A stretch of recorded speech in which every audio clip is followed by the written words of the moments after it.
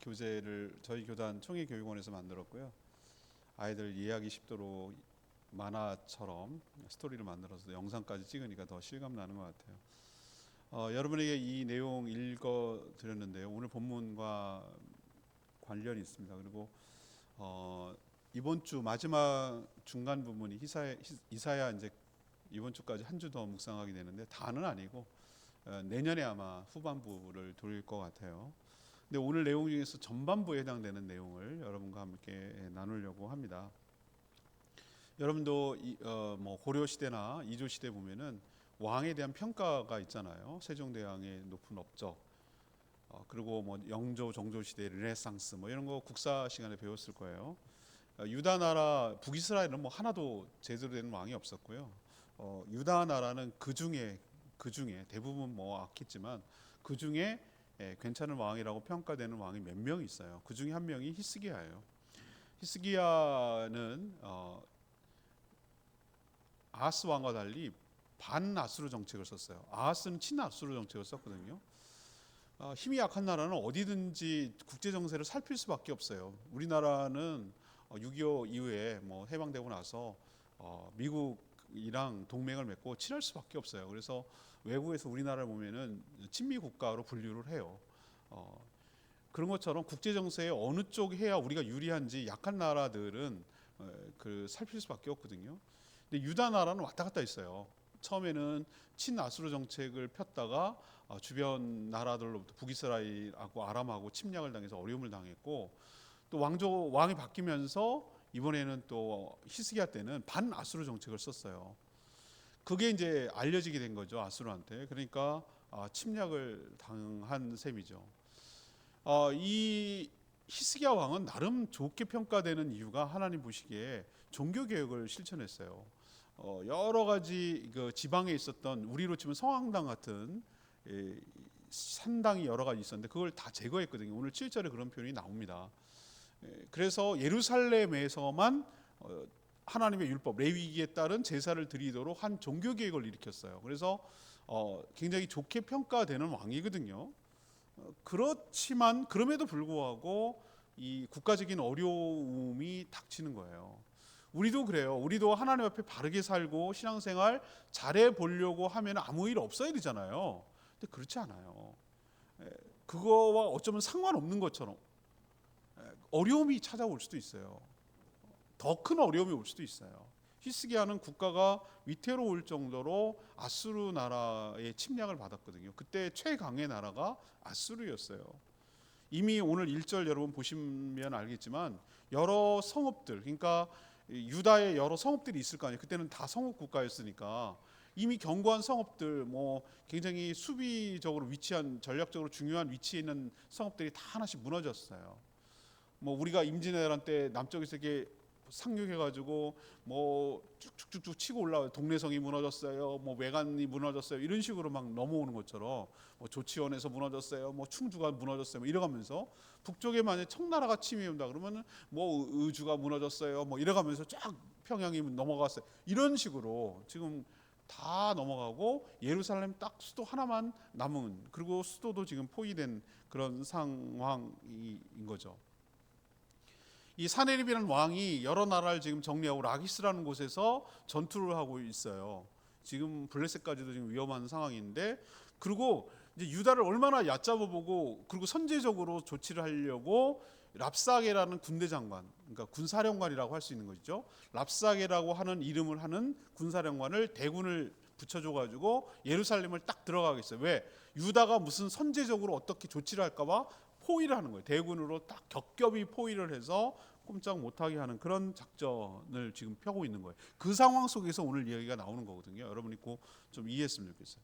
근데 오늘 제가 여러분 드리고 싶은 말씀은 뭐냐면은 이 사네립이라고 하는 아수르 왕 사네립과 그가 보낸 군대 장관 랍사게 하는 말, 그리고 거기에 대응하는 유다의 대응, 이 둘 사이에서 저는 뭘 볼 수 있냐 하면은 영적으로 우리의 원수인 사단이 어떤 식으로 우리를 공략을 해 들어가는가, 그들의 우리를 쓰러뜨리려는 전략은 무엇인가, 이게 여기에 잘 드러나는 것이죠. 오늘 재미나는 이 옛날 이야기를 여러분들한테 얘기해 주려고 하는 거 아니에요. 오늘의 여러 가지 다양한 주제로 오늘 말씀을 해석할 수 있지만 오늘은 이 방식을 취하려고 해요. 우리의 원수 하나도 안 변했어요. 우리가 믿는 하나님도 그때 그 하나님이고 그때 유다를 공격한 그 아수르라고 상징하는 그 아수르 군대의 뒤에 서 있는 악의 세력도 똑같아요. 지금이랑 우리랑 똑같거든요.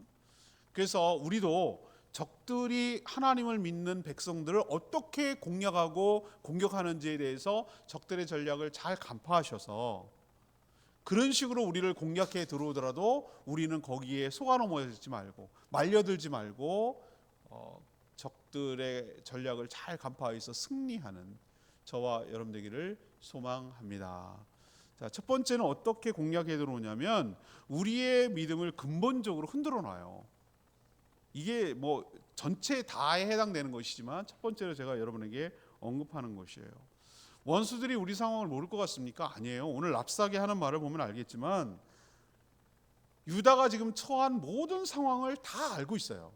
우리도 어떤 상황에 처했는지 그리고 무슨 계획을 세우는지에 대해서 정확하게 간파해내고 있다니까요. 우리가 왜 그런 표현 써요? 귀신같이 하네. 알아요. 악한 영들 귀신은요. 우리가 무슨 생각하는지 어떤 생각을 갖고 있는지 어떤 계획 다 알고 있어요. 그리고 우리를 공략해 들어갈 때 어떤 식으로 공략에 들어가냐면은 진실과 거짓을 섞어서 우리들에게 전달을 해요. 100% 거짓말만 하면 우리가 안 넘어가죠. 100% 거짓말만 하면 거기에 대해서 신뢰를 안 하죠.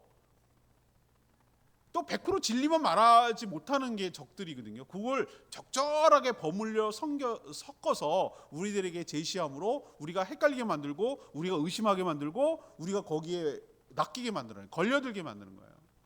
처음부터 그랬어요. 처음부터. 우리가 기억해 보면 창세기 보면은 에덴 동산에서 선악과를 따먹도록 하와에게 접근해서 하는 말을 잘 보세요. 그 사단에게 속으로 사단이 뱀으로 들어가잖아요. 여기서도 아수르가 사단입니까? 아니죠. 도구일 뿐이죠. 그렇지만 그 안에 들어가서 전략을 사용하는 원리는 똑같단 말이에요. 여러분 하와를 유혹하고 꼬실 때 뭐라고 그랬어요? 100% 거짓말했어요? 아니요. 100% 진리입니까? 아니요. 둘을 섞어놨어요. 따먹으면 정령 죽을까 하노라. 이래가면서 의심하는 거예요. 우리는 믿음을 흔드는 거예요. 흔들리니까 어떻게 됩니까? 결코 죽지 아니하리라. 눈이 밝아져서 하나님과 같이 될 것일까 봐 견제하는 것이야. 요래가면서 완전히 우리들의 그 하나님을 갖다 흔들어 놓는 거죠. 이 전략을 지금도 그대로 사용하고 있어요. 유다가 어떻게 했습니까? 어디 붙으려는지 알고 있어요. 애굽 붙으려고 했어요. 애굽에 붙어가지고 이렇게 군대와 병거를 해가지고 자기네 나라 아수르를 대항해서 싸워볼까 뭐 이런 생각을 했거든요. 이건 어느 나라나 마찬가지예요. 지금 전쟁을 하고 있는 어느 나라입니까? 러시아랑 지금 해서 뭐 4일 만에 끝날 거라고 얘기했지만 지금 1년이 넘었는데 버티고 있잖아요. 우크라이나 말입니다. 우크라이나가 얘네들이 하는 게 뭐예요? 뭘 제일 먼저 합니까? 서방으로부터 미국이나 뭐 독일 뭐 여러 서방 나토로부터 무기를 좀 달라고, 우리가 싸울 테니까 무기만 달라고 계속 요청하는 게 그거잖아요. 비행기 달라고, 다연장 로켓포 달라고. 근데 지금은 어떻게 합니까? 그 무기를 러시아 본토로 들어가서 사용할 수 있게 해달라. 지금 그걸 계속 요청하고 있어요. 어제 그제 뉴스인가요? 서방에서 줬어요. F-16 한 대당 어마어마한 비싸거든요. 비행기 한 대가. 근데 세상에 추락했어요. 격추당했어요. 어이없게도 자기네 나라 자국의 패트리어트 미사일이 그걸 쏜 거예요. 자기네끼리 싸우다가 아우는 오발로 죽은 거예요. 터뜨린 거예요. 그 비싼.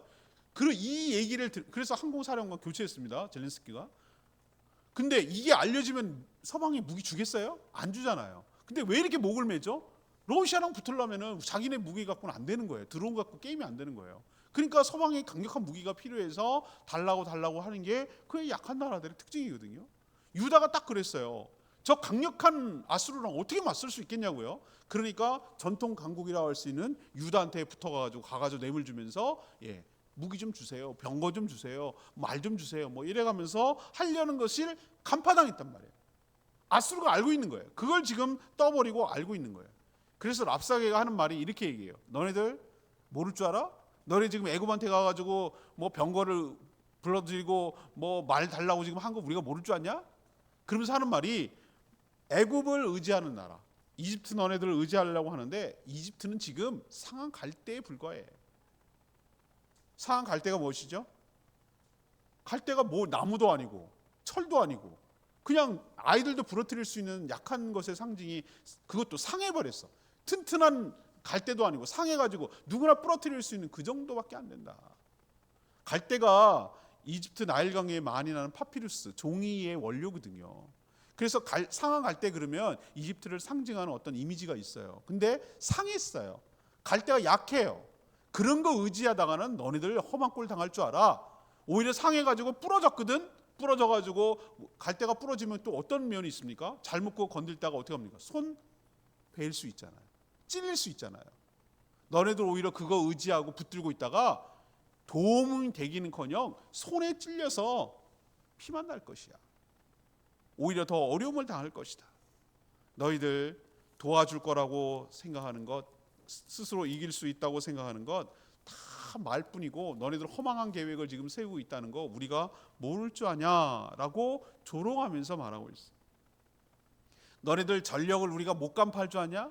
이렇게 얘기하는 거야. 내기할까? 이러면서 랍사게가 지금 놀리는 건데 뭐라고 얘기하냐면은 우리가 말 2,000표를 주겠다. 2,000마리를 주겠다. 2,000필. 그러면 너네 그거 탈 용사가 있는 줄 아느냐? 이렇게 얘기하는 거예요. 이게 얼마나 경멸하고 모욕적인 말입니까? 너희들은 무기를 줘도 무기를 운영할 군사조차 없는 나라가 무얼 싸우게 보겠다고 지금 덤비려고 하느냐. 이 얘기거든요. 젤렌스키가 항공기 달라고 그렇게 요청했어요. 근데 줘도 못하는 이유가 항공기 조종한 조종사가 없는 거예요. 그래서 그거 오랜 시간에 걸려서 줬던 이유가 가서 막 급하게 훈련 받느라고. 조종사가 하루아침에 내린 게 아니기 때문에 훈련 받느라고 그런 거예요. 주면 뭐해? 그걸 쓸 수 있는 군인이 없고 무기를 운영할 수 있는 병사가 없으면 아무 소용 없는 거잖아요. 그거 지금 놀리는 거예요. 너네 뭐 줘봤자 그래 말 2,000피 타고 치자. 그거 누가 타고 다닐래? 누가 그걸 할 거냐? 이런 식으로 너희들 전력을 내가 모를 줄 아냐? 완전히 다 손바닥 안에 있다. 이런 식으로 지금 놀리고 있어요. 그리고 그들의 신앙을 건드립니다. 드디어 10절에 있는 말씀을 보십시오. 이게 가슴 아픈 얘기인데 여기 랍사게가 유다 왕에게 하는 말이거든요. 내가 이제 올라와서 이 땅을 멸하는 것이 여호와의 뜻이 없음이겠느냐? 여호와께서 내게 이르시기를 올라와 그 땅을 쳐서 멸하라 하셨느니라. 이건 랍사게가 하는 말이에요. 지금 랍사게가 여호와의 이름을 들먹이고 있습니다. 원수들은요 처음부터 아예 거짓말을 하지 않는다니까요. 그들도 하나님 얘기를 해요. 하나님의 뜻이라고 우리들한테 현혹합니다. 압박합니다. 이렇게 된 게 하나님 뜻이 없는 줄 아냐? 니네들이 이렇게 망하게 되고 니네가 이렇게 어렵게 된 게 하나님 뜻이 없는 줄 아냐? 우리가 하나님의 뜻을 받들어서 너희를 치라고 우리가 올라온 것이다. 이렇게 하나님 운운해가면서 하나님의 뜻을 운운해가면서 이렇게 말을 합니다. 여러분 신앙인으로서 가장 가슴 아픈 얘기가 뭔지 알아요? 우리가 어려움 당하는 것도 힘들고 적들에게 우리가 다 그냥 미천이 드러나는 것도 속상해 죽겠는데 하나님 때문에 니네가 그렇게 된 거야. 하나님의 뜻이야 이게. 하나님이 너를 괴롭게 하려고 우리를 붙여준 거야. 너네가 하나님 의지하겠다고. 이게 하나님 뜻이라니까. 이런 식으로 우리를 놀려대며 우리를 압박해오는 곳에 우리가 너무너무 힘든 거예요. 그게 정말 견디기 어려운 고비기도 해요. 니네들이 하나님이 지켜준다고 히스기야가 여러 번 말한 거 우리가 모를 줄 아냐? 히스기야 말 듣지 마라. 히스기야는 하나님한테 밉보였다. 왜 밉보였다고 말하냐면은 이렇게 얘기한 거예요. 하나님이 그들 종교개혁을 일으켰다고 그러잖아요. 오늘 7절 보세요. 히스기야가 여호와의 산당과 제단을 없앴다. 이게 사실은 종교개혁이거든요. 하나님께서 원하는 거거든요. 하나님께서 온갖 잡신을 지방마다 올라오기 힘드니까 여러 지방마다 다 그냥 성황당처럼 차려놓고 그렇게 자기 멋대로 제사 드리는 거 거의 뭐 샤머니즘화 되고 토착신화 돼버린 그런 걸 없애버리고 중앙의 예루살렘 성소에서 모두 와가지고 레위기에 맞춰서 레위기에 근거해서 합당한 예배를 드리도록 종교개혁을 일으킨 것을 두고 하는 말이에요. 이게 오히려 하나님 앞에 잘하는 건데 이 랍사게는 뭐라고 하냐면은 이스라엘 백성들을 선동하는 거예요. 봐봐라. 여호와의 신을 섬기는, 여호와라는 신을 섬기는 산당을 더 많이 만들어야 되고 더 제단을 많이 만들어야 되는데 그걸 없애버린 왕이 누구냐? 히스기야 아니냐? 히스기야가 하나님 앞에 밉보이는데 하나님이 히스기야 왕을 도와줄 것 같으냐? 지금 이렇게 놀리는 거예요. 이 논리예요. 이게 우리들의, 사단이 우리들에게 하는 전략이에요. 너희들 하나님을 잘 섬긴다고 하고 하나님을 잘 돕는다고 하고 하나님을 했는데 오히려 너희들이 그것 때문에 더 힘들어졌는데 그게 여호와를 위한 것이냐? 이래가면서 놀리는 거거든요. 오히려 신의 노여움만 샀다, 이렇게 얘기하는 거예요. 그리고 결정적으로 18절에 20절까지 나오는 말이 무슨 얘기냐면은 지금까지 아수르가 침략한 나라들이 여러 나라들이 있습니다.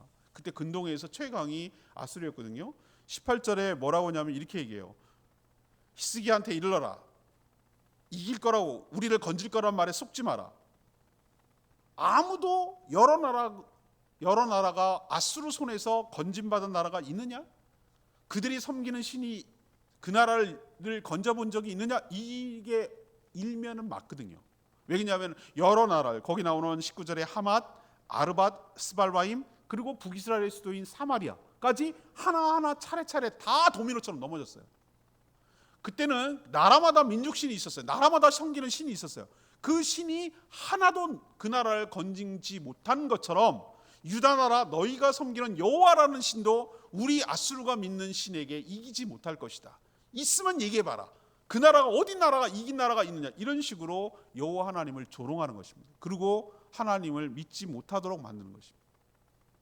이렇게 랍사게가 하는 말 중에 5절 말씀 보세요.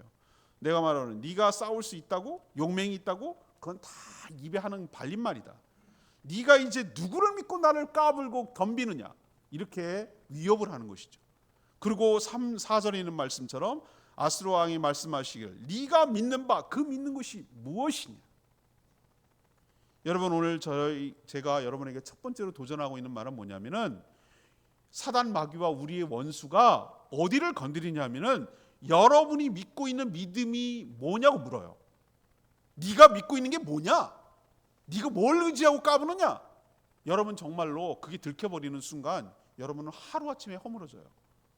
원수가 하는 말에 내가 믿고 있는 구석이 없거든요. 나는 실제로 하나님을 그렇게 믿지 않거든요. 하나님을 의지하지 않거든요.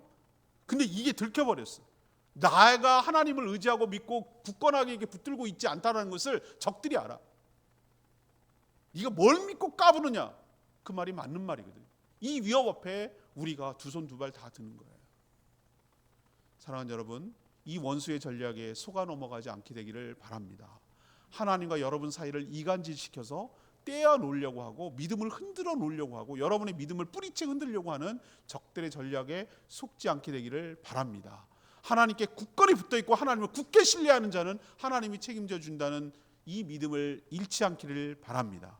그래서 이 적들이 무슨 공략을 하고 위협을 해오더라도 믿음으로 승리하는 저와 여러분 되기를 소망합니다. 두 번째 적들이 공략하는 방법은요, 우리의 사기를 꺾어서 포기하게 만드는 거예요. 우리의 희망을 아예 싹쓸 잘라버리는 거예요.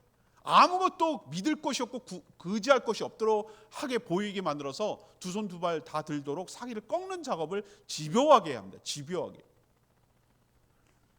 랍사게를 누구가 맞이하러 갔냐면 유다에서 3명의 신하들이 나갔어요. 3절에 나오죠. 힐기의 아들 왕궁 맡은 자 엘리야김, 서기관 셈나, 아삽의 아들 사관 요아 이렇게 3명 나갔어요. 이게 히스기야의 핵심 3명의 브레인들이에요.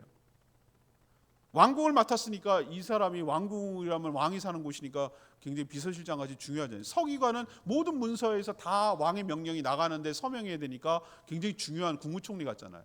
비서실장, 국무총리. 그 다음에 사관은 역사가거든요. 이걸 기록해야 되니까, 또 기록을 남겨야 되니까 사관 3명이 랍사게 앞으로 갔어요. 이제 맞이해서 협상의 여지가 있는지, 적들이 무슨 말을 하는지 맞이하러 나간 거예요.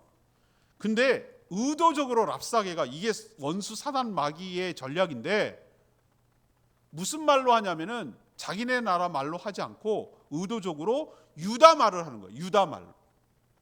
유다로 말로 하는 거예요. 당시에는 어떤 언어를 썼냐면은 이 국제 통영어 당시 그 당시에 통영어는 아람어였어요. 아람어. 우리로 치면 영어거든요. 여러 나라에서 국제 회의 같은 거 하면 어떻게 습니까? 서로 말이 안 통하니까 이 나라도 자기 말이 있고 이 나라도 자기 말이 있고 그러면 어떻게 합니까? 그냥 서로 잘 모르지만 국제적으로 회의하기 위해서는 그냥 영어로 통일해서 말할 때가 있잖아요. 그런 것처럼 아람어가 국제 통영인데 의도적이에요. 이게 다분히 의도적이에요. 그랬더니 여기에 넘어갑니다. 누가 넘어갑니까? 이 세 명의 신하가 적들의 전략의 의도에 말려드는 거예요. 얘네들이 뭐라고 하죠? 11절 이렇게 얘기합니다. 이에 엘리야김, 셈나, 요아 세 명의 신하가 랍사게를 맞이하러 갔다고 그랬죠. 우리가 아람 방언을 아오니 청하건대, 저자세죠. 저자세요. 우리가 아람 말을 알아듣습니다. 말을 할 줄 알고 할 줄 압니다. 당시 신하 정도 되면 고급 인력이기 때문에 국제 통용어를 알아야 될 거 아니겠어요? 그 방언으로 당신의 종들에게 말하십시오. 우리가 아람 말을 알아들으니까 아람어로 얘기해 주십시오. 유다 말을 해주지 말아 주십시오. 부탁입니다. 성 위에 있는 백성들이 듣습니다. 그러니 유다 말로 하지 말아 주십시오라고 요청을 하는 거예요. 저자세로. 이런 바보가 세상에 어디 있어요? 이렇게 순진해요. 왜 성 위에 있는 유다 백성들이 듣지 말기를 바라는 거죠? 말을 알아들으면 어떻게 됩니까? 동요하니까. 그러니까 히브리 말로 하지 말고 아람어로 해달라고 요청하는 거예요. 그러면은 이렇게 저자세로 나오면은 사단이 들어줄까요? 적들이 들어줄까요? 랍사게가 들어줄까요? 이렇게 우리가 순진하다고요. 적들을 몰라도 너무 몰라요. 사단이 어떤 존재인지를 너무 모르는 거예요. 이 정도로 저자세로 나가고 부탁하고 요청하고 그러면은 들어줄 줄 아는 거예요. 천만의 말씀. 오히려 더 약점이 노출됐어요. 그래서 랍사게는 13절에 보면 어떻게 합니까? 13절. 랍사게가 일어선다는 얘기는 더 적극적으로, 의도적으로, 그리고 유다 방언으로 크게 외쳐 이르되 너희는 대왕 아수르의 말을 들을지어다 이래가면서 의도적으로 더 크게 큰 소리로 유다 백성들이 다 들으라고, 그래서 동요하라고, 흔들리라고 신하가 좋은 정보를 알려줬으니 의도적으로 더 크게 외치는 모습을 보일 수 있어요. 이게 사단의 모습이라고. 우리는 적절하게 타협하면은 이 정도쯤에 끝내줄 줄 알고 이 정도로 하면은 우리 서로 어느 정도 선에서 끝날 줄 알아요. 천만의 말씀. 적들은 절대로 중단하는 법이 없어요. 우리 사단 마귀 원수는 우리를 완전히 굴복시킬 때까지, 우리를 완전히 공략할 때까지, 우리를 끝장낼 때까지 우리를 공략에 들어가지 중간에 멈추는 법은 없어요. 어떤 청이든지 하나님 생각하면 안 돼요. 하나님은 우리들의 요청과 우리들의 청을 불쌍히 여기고 긍휼히 여기서 들어주시지만 사단은 그렇지 않아요. 오히려 우리들에게 정보를 알려주면 알려줄수록, 우리 약점이 노출되면 노출될수록 우리 약점을 집요하게 파고들고 우리를 공략해 들어가는 것이 적들이고 적들의 전략이라는 거 여러분 아셔야 됩니다.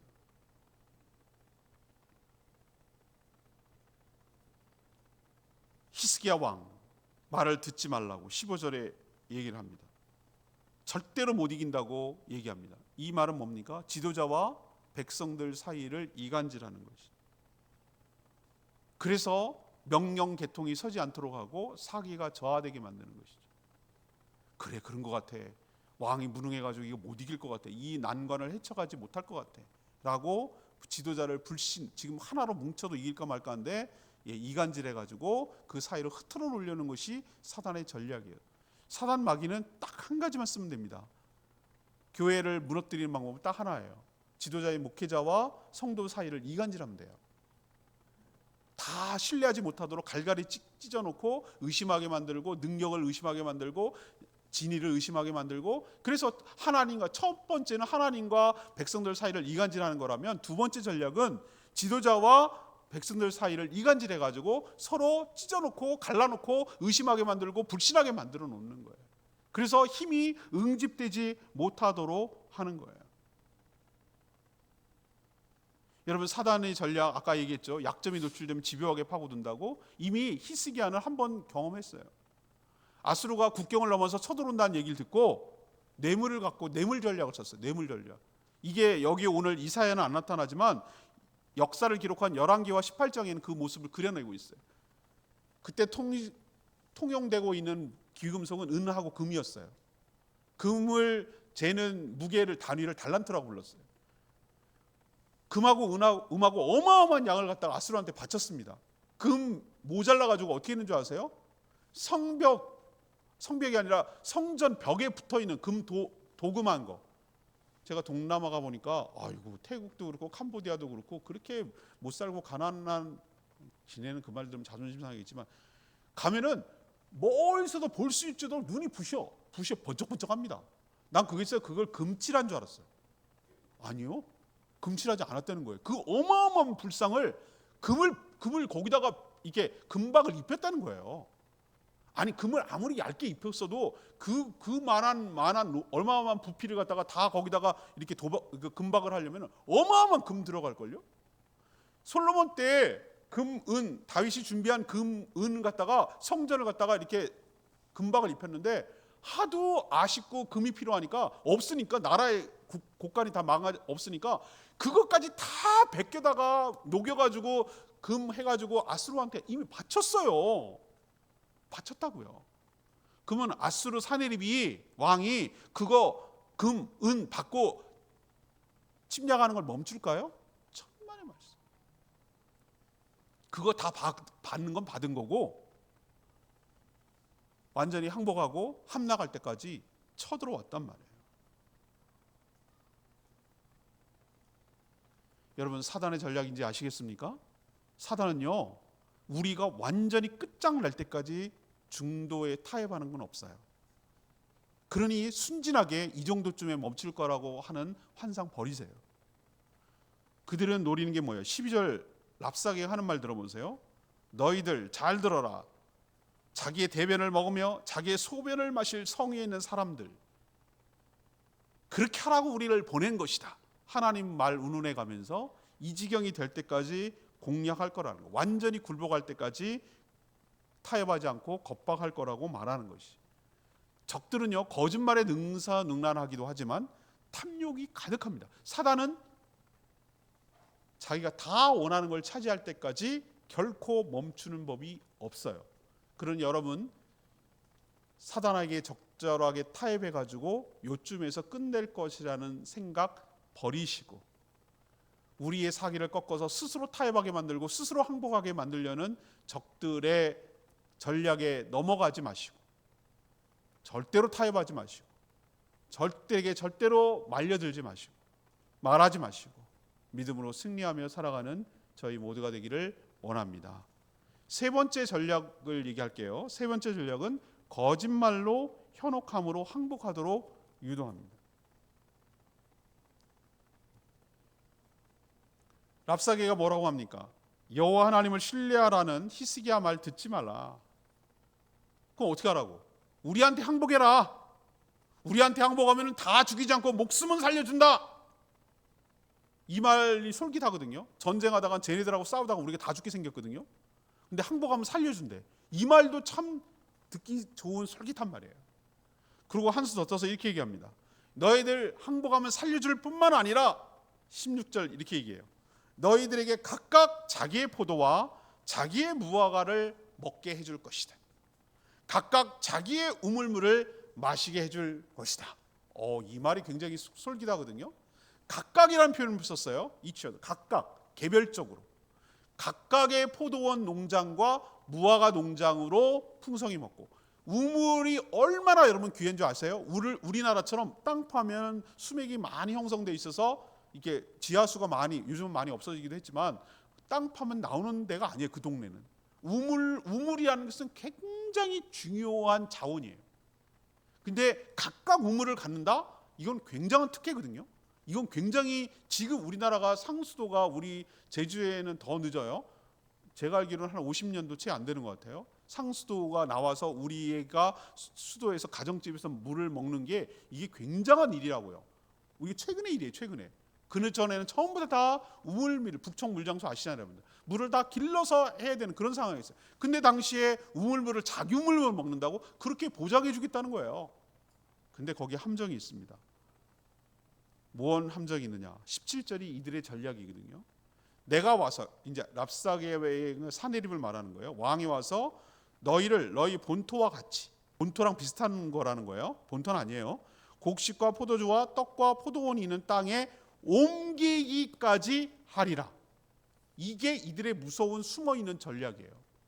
이들이 와서 포도주, 떡 이런 것을 주겠다는 것은 환상이거든요. 그러면 옮길 필요가 없어요. 딴 데로 옮기겠다는 거예요.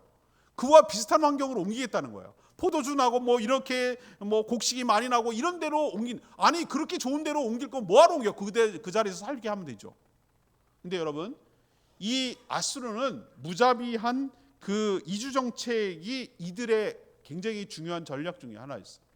어느 나라를 침략하면 이들은 어떻게 했냐면 그 땅에 있는 백성들을 어떻게 하냐면 싹 집단 이주를 딴 데다가 시켜요. 아주 모르고 낯선 땅에다가 흩어버려요. 그리고 딴 데서 잡아온 포로를 갖다가 정복한 나라에다가 살게 해요. 서로 막 섞어버리는 거예요. 이렇게. 우리는 아픈 경험이 있습니다. 우리는 어떠냐면 일제시대, 이게 다 일제강점기 때 일어난 일인데, 일제강점기 때 일제를 피해가기 위해서 러시아, 만주 뭐 이런 데에서 살았단 말이에요. 연해주 지역에 살은 데 있어요. 동북 쪽에.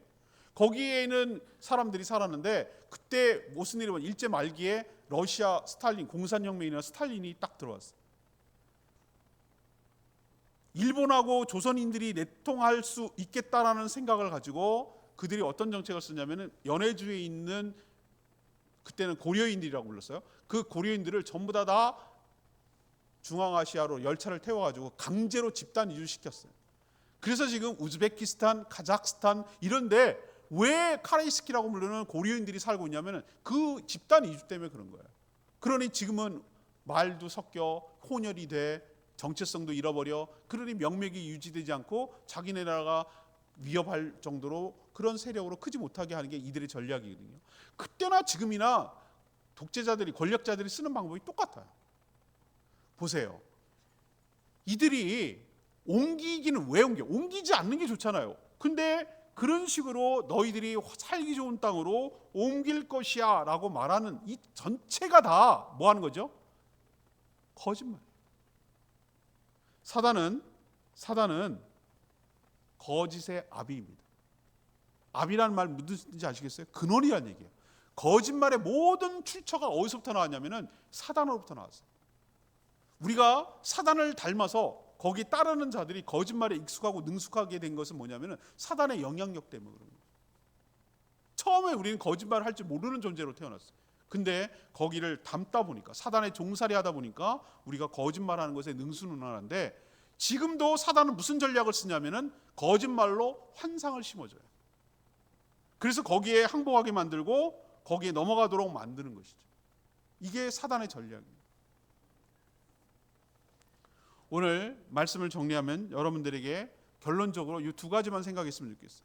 사단이 우리에게 쓰는 두 가지 전략은, 하나는 위협, 하나는 유혹. 이 두 가지 전략을 쓰는 것이에요. 위협은 앞에 제가 두 가지 말씀드렸죠. 우리들의 실체를 간파하고 우리들의 계획과 전략을 다 간파해서 그거 아무 소용없어, 하나님이 지켜준다는 말, 그런 말에 속지 마 라고 하나님과 우리 사이를 갈라놓도록 위협하고, 지도자와 백성들 사이를 갈라놓도록 하고, 우리 힘으로 스스로 헤쳐나가지 못할 거라고 우리를 압박하고 위협해서 스스로 포기하게 만드는 것이 사단의 또 하나의 전략이라면, 또 하나의 전략은 유혹하는 거예요. 항복만 해, 살려줄게, 삶을 보장할게, 너희들이 더 풍요롭게 살 수 있도록 해줄게 라고 달콤한 말로 우리에게 유혹해서 스스로 포기하게 만들고 스스로 항복하게 만들어서 자기의 뜻대로 굴복하고 우리를 종살이 하려고 하는 것이 사단의 전략인 것. 이렇게 되기까지 절대로 포기하지 않고 집요할 정도로 우리의 약점을 파고드는 것이 사단의 실체라는 것 여러분 기억하시고, 지피지기 백전백승, 나를 알고 적을 알면 백전백승이라고 말했듯이 사단이 이런 식으로 우리에게 지금도 접근하고 공략에 들어간다는 걸 명심하시고 위협과 유혹 앞에 넘어가지 마시고 믿음으로 승리하며 살아가는 저와 여러분 되기를 소망합니다. 오늘 말씀 붙들고 기도하기 전에 두려운 마음 가진 자의 이 찬양 부르고